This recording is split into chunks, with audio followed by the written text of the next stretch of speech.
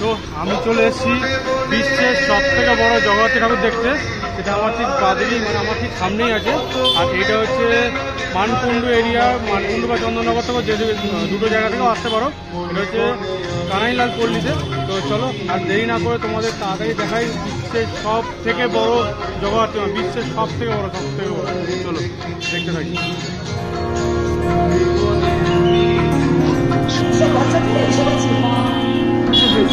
মানুষগুলো হাইট দেখলেই বুঝতে পারছো যে কতটা বড় ঠাকুরটা। দেখো কি দারুণ লাগছে, কি বড় ঠাকুরটা। অ্যাকচুয়ালি এটা হচ্ছে ঠাকুর না, মেনলি হচ্ছে ঠাকুর প্লাস এটা হচ্ছে, এটাই হচ্ছে প্যান্ডেলের ফ্রন্টটা।